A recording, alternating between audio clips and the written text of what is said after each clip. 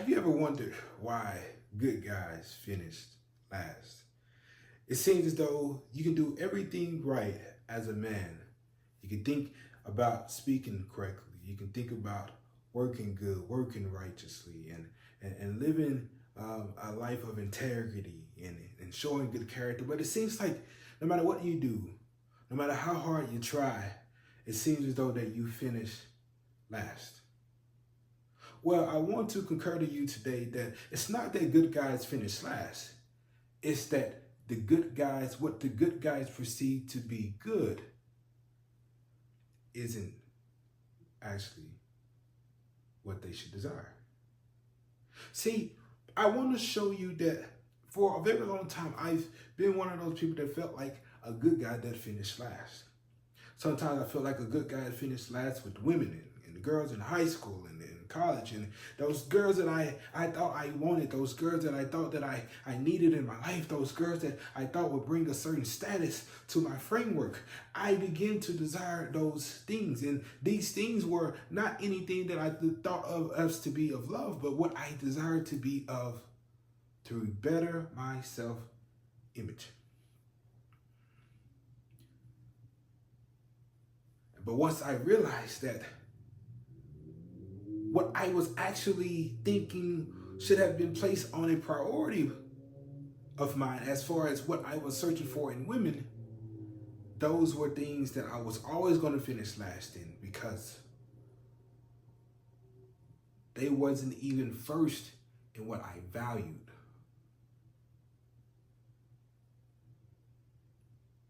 You would never be able to attract things that you deeply value versus what looks appealing.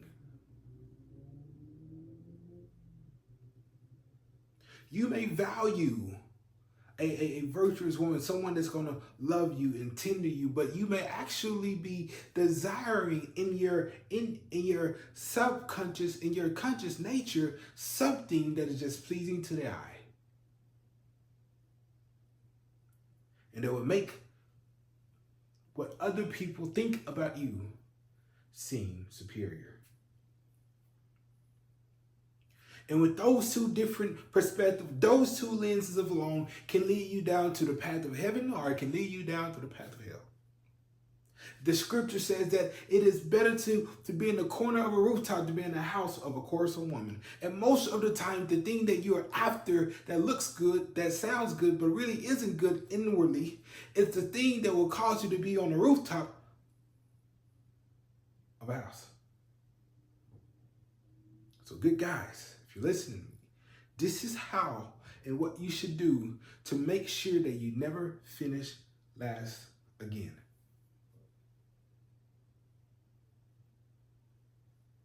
By putting these principles first.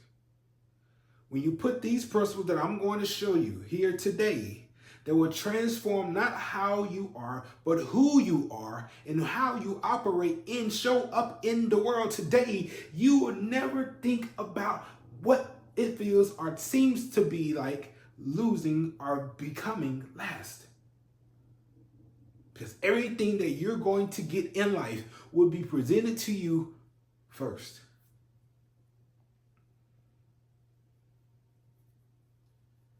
And you wonder why you seem like you feel like you get rejected from the women that you think that you supposed to have, or the job that you think that you deserve. The reason you get rejected in these places and by these people is because of one thing. What you value inside and who you really are is a good man, a good guy. What you are looking for is right there in front of you. All right, let's pull back. So this is going to take me into a discourse, into a lecture of defining what is a good man.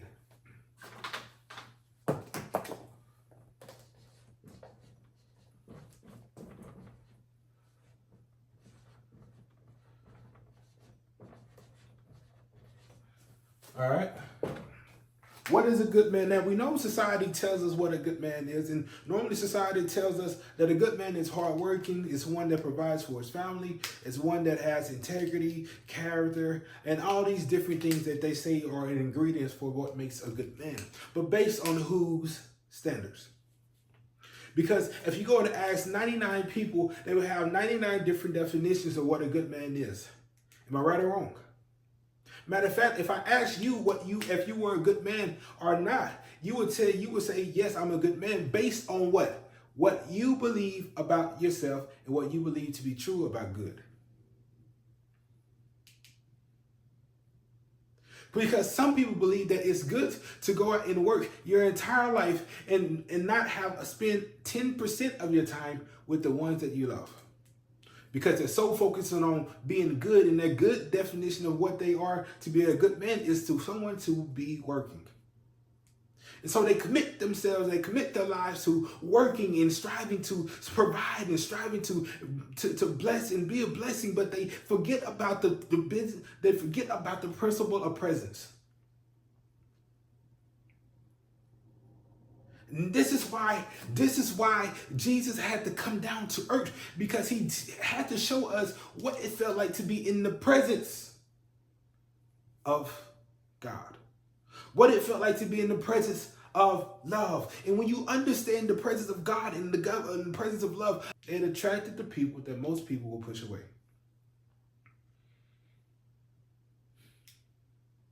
And he also combated the language of what the church was using with the language that he needed to use, because he was connected to God. This is why the church people, the Pharisees and the Sadducees, hated him. Because they were used to doing things a certain way, used to doing things based on tradition. But here come this newcomer, here come this new person, here come this person that said that they're connected to God. And he's showing himself to say this day he believes in the same thing we believe, but he's talking a different language. He's talking a different talk. He's walking a different walk. How can we read the same thing and come out and be two different people? Jesus was a study. He was a student of the word. We call him at the age of 12, where his first appearance becomes on the scene of the Bible, and he's out at a festival, and they're out at giving sacrifice. And when you see what they're doing, the mom and dad, Mary and Joseph, they're gone ahead.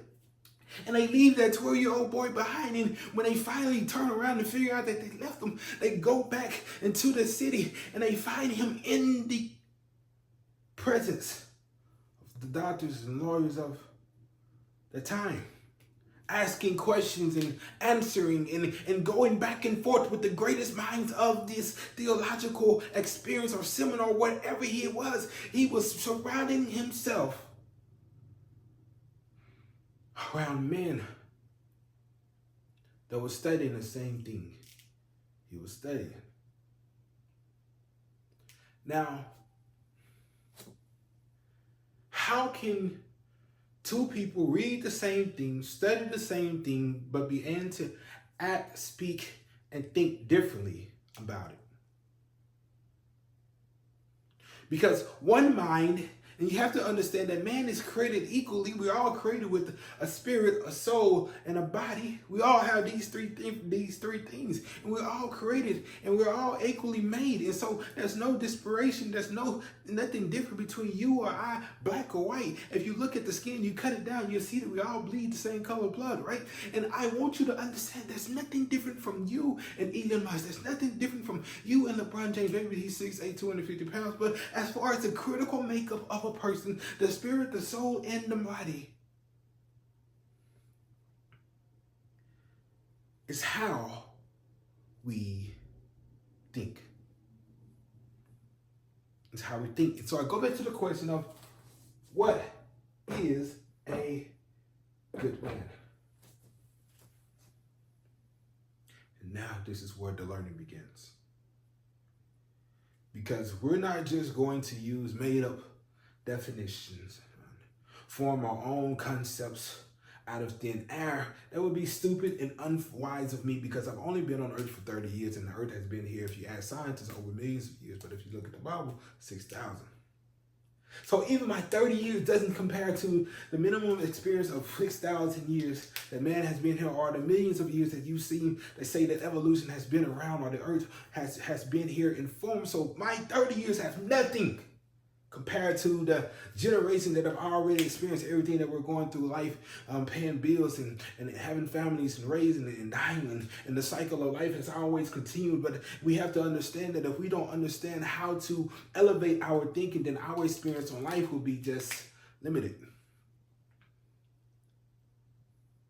And so this is why books are so valuable today, in understanding that when you read a book, you can experience somebody's 100 years of life, somebody's 50 years of life, and what they learned and what they struggled with and how they overcame. And you can take that information and begin to use it in 1 year, learn that information in 1 hour, 3 hours, a week time, and begin to implement that over your entire life.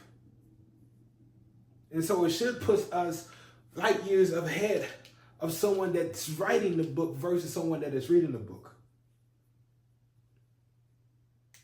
And so the book that I use as a guideline, because everybody that's a great teacher is a great student, and every student is a great learner from someone that has probably written a lot of information.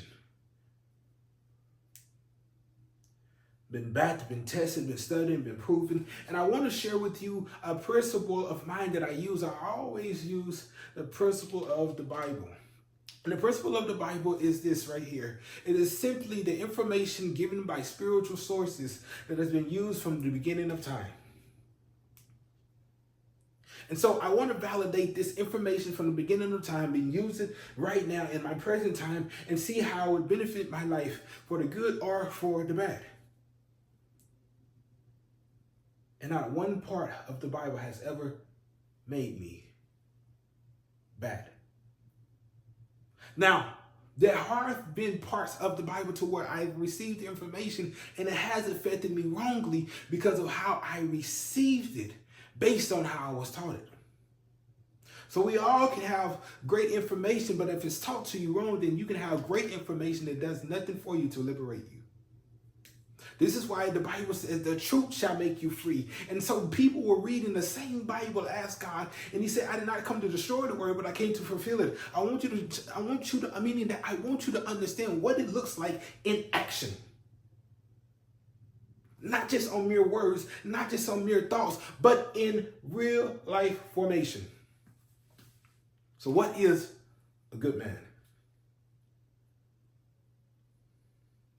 Well, the Bible gives us many definitions of a good man and the heart and the nature of a good man. And I want to first kind of describe what even a good man would be considered in the eyes of God before I consider what the good man would be in my heart. The first description that God gives us of a man and the character and the nature and integrity that he has for one, and he calls this man David. David is a king of the Israelites, and he becomes king, but before he becomes king, I want you to understand he's just a little boy. And he has 8 brothers that a prophet named Samuel was to go and anoint. One of the brothers, he didn't know at the time who he was going to anoint. But he know that God had sent him to the house because there was a king and that resided in the house. Okay? And so when he gets there, he begins to look at these goodly looking men, and he begins to look at their nature, their stature, and how they speak, and how well groomed they were, and how muscular they were. And as he begins to go down the roads of all the kids, and the Holy Spirit of God decided, no, this is not the one. No, this is not the one. No, this is not the one. And Samuel was kind of perplexed. He's like, this would be a great king because he looks good. I mean, he looks the part. He's tall, he's handsome, he's strong, he's well built, he's well mannered. I think we should go with this one right here. But God looks down at Samuel and he says, Samuel, man looks on the outer appearance, but God, looks at the heart. So first point. A good man is not made on what he looks like outwardly. A good man is made up on what he looks like inwardly. Okay? So now I'm already going to show you how I'm shifting your mindset of how you receive the information. Now I want you to begin to understand that everything that happens physically always has to happen first spiritually. It always has been, and always will be. So nothing can show up outwardly unless it first is rooted inwardly. And so why does God practice or show us a way of looking at kings? So when a lot of the women are out here that are single and they call themselves queens but haven't found the king yet, don't you understand that a king doesn't have a problem finding a queen? But why are you calling yourself a queen? Why are you calling yourself this goddess and you don't have what you actually really desire as a man? And so because a lot of women have failed in finding a king and failing in finding a man, what they resort to saying is that it's deflecting words. And they use these deflecting words like this: I would rather die alone than be with a man. I'm okay with being single. I'm just fine. I'm fine with being single. INDEPE. You know what I'm saying? And so because they don't want to go through the process of really saying, man, there's something probably wrong with me and doing the work that needs to be done inwardly, it's easy to deflect it by saying, I'm okay with being single. And so you see the number of successful women in singleness going up year by year by year because of what they're thinking, what they're believing, and what they outwardly are looking for inside of men instead of looking for a king. And so if you really want to find a king, the first place you're going to start is by looking in the same place that God looks. Where? In the heart. And this is the same thing that you have to do when you're looking for a queen. You have to be able to look within the heart. Now let's go down deeper into the heart. What is exactly the heart? The heart right here it's talking about the soul. This word is going to be the most important word that you're going to need to understand in your entire life, because there's two people that's after your soul. God is after your soul, and also the enemy is after your soul. Your soul. So if you don't know much about your soul, if you don't know the value of your soul, if you don't know what your soul can do, if you don't know the way your soul can show, penetrate and make your life into whatever is inside of it, it's going to manifest everything inside of it. This is why God said, I'm looking for the heart, because I can look at his heart, and his heart is going to manifest how I want him to run my kingdom. I'll get there later, but I'm going to show you. So what is the soul? I'm going to break it down for you. The soul is the psyche. The psyche, okay? The first word for soul means psyche. The Hebrew word for soul means psyche. So what is the psyche? It is your mind, emotions, and your will. / desires, okay? Your mind, your emotions, and your will. Now, I'm going to stop right there, okay? Because this is going to be part one of what is a good man and how to find a good man and how to find a good woman. In the same instance, you're going to be going down the same pattern, okay? We're going to look at the heart, which is the soul. And why are we going to look there? It's because you'll never find the king by looking just on the outer appearance.